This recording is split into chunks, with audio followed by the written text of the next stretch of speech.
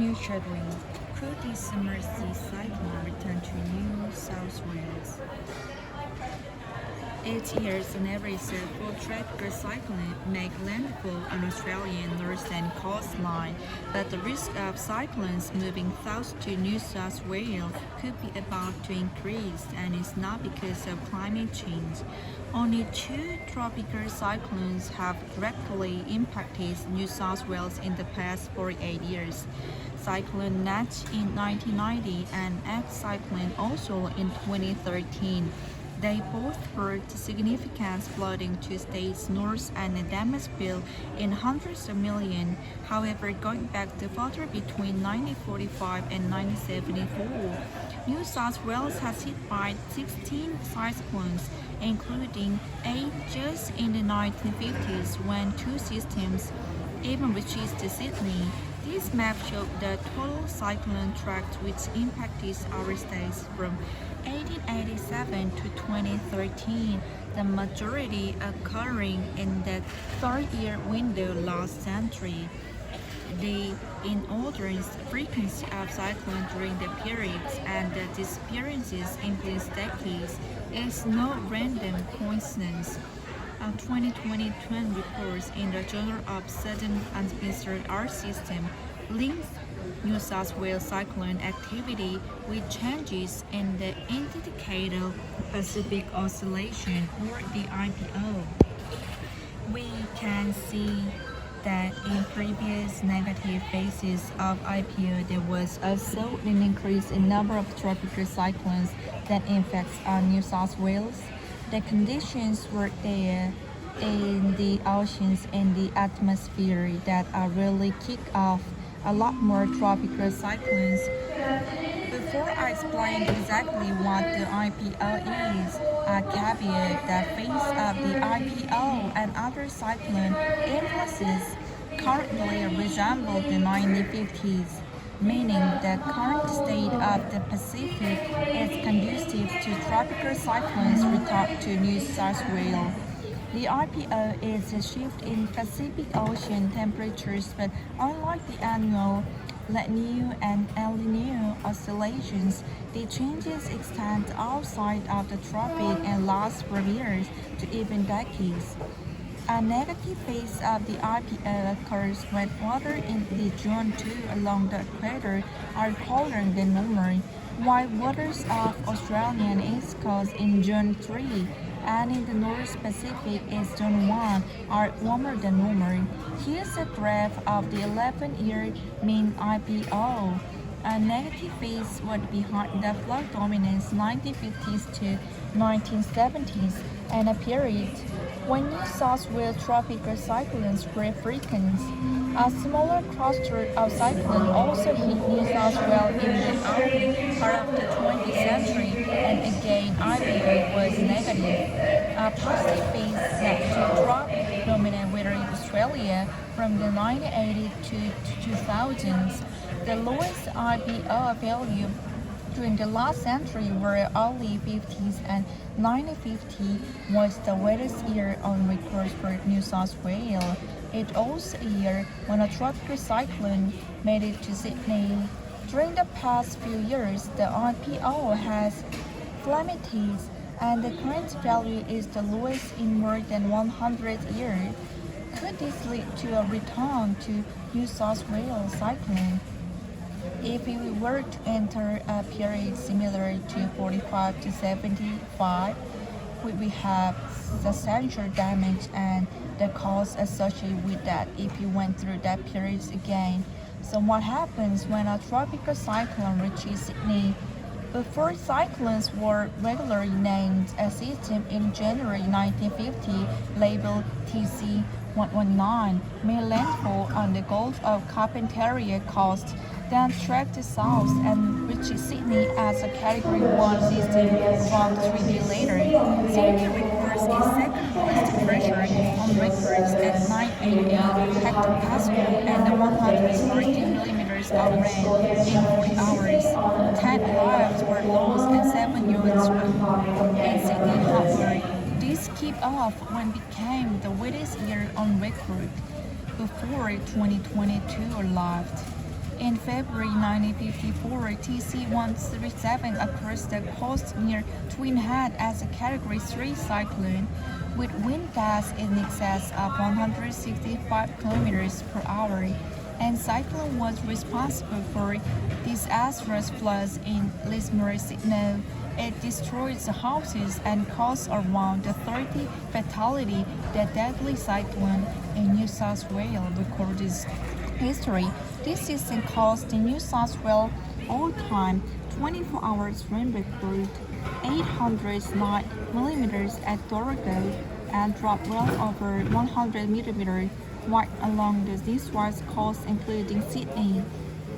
But this summer could be year as cyclone return to New South Wales.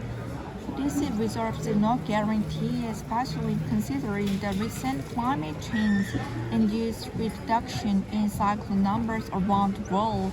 But if the IPO remains strongly negative for several years, a major cyclone striking New South Wales would be far from unexpected, and with the population of the state now exceeding 8 million, the potential damage from cyclone is higher than ever.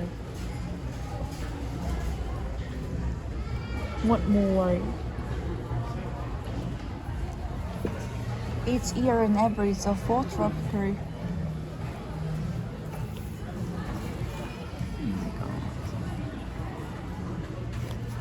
Each year, an average of 4 tropical cyclones make landfall on Australia's northern coastline, but the risk of cyclone moving south to New South Wales could be about to increase, and it's not because climate change.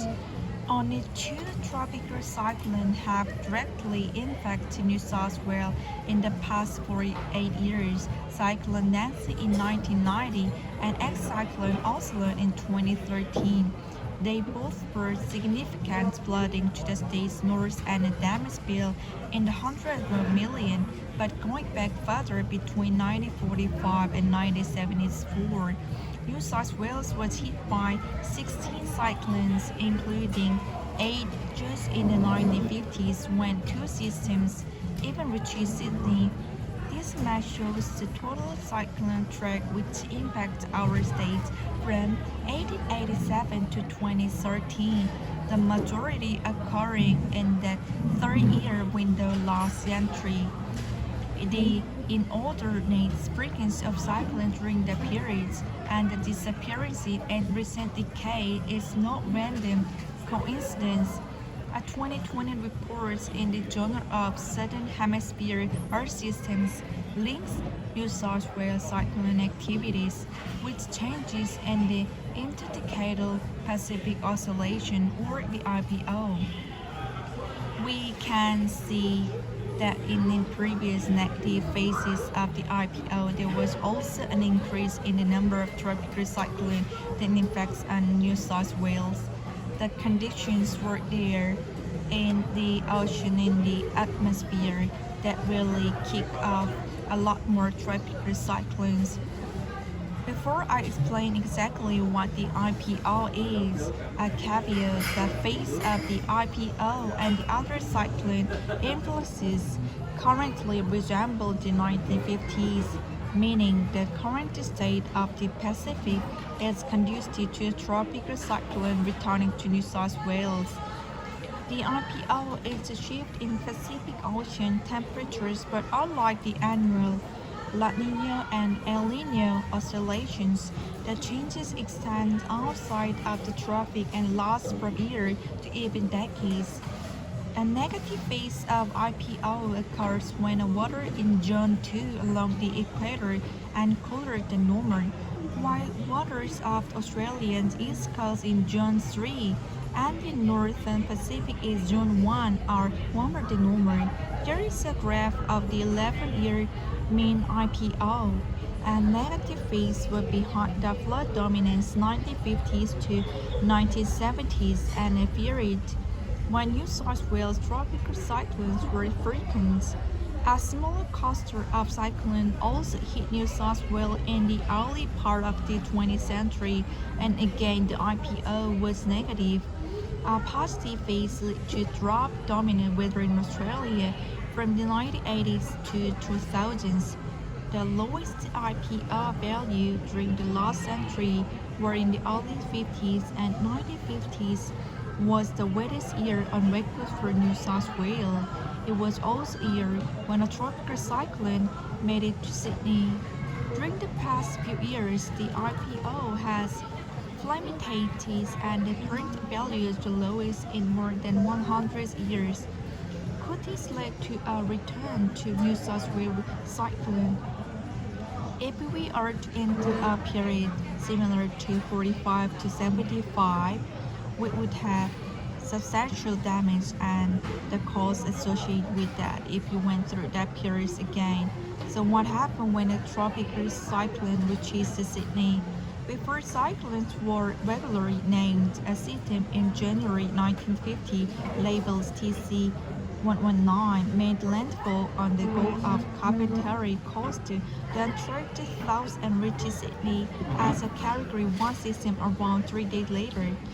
Sydney recorded its second lowest pressure on records at 988 hectopascal and 114 millimeters of rain in 24 hours.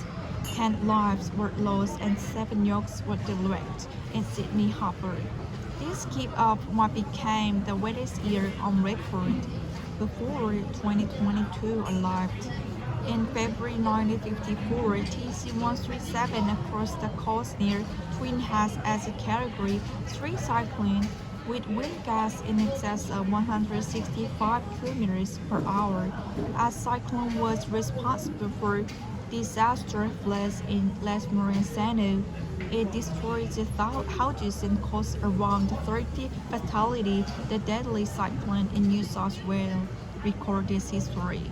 This system caused the New South Wales all-time 24-hour rain record 809 millimeters at Dorado and dropped well over 100 millimeters right along the New South Wales coast, including Sydney. Could this summer, maybe year, a cyclone returns to North South Wales? There is obviously no guarantee, especially considering the recent climate change-induced reduction in cyclone numbers around the world. But if the RPR remains strongly negative through several years, a major cyclone struck in New South Wales could be far from unexpected. And with population of the state now exceeding 8 million, the potential damage from cyclone is higher than ever.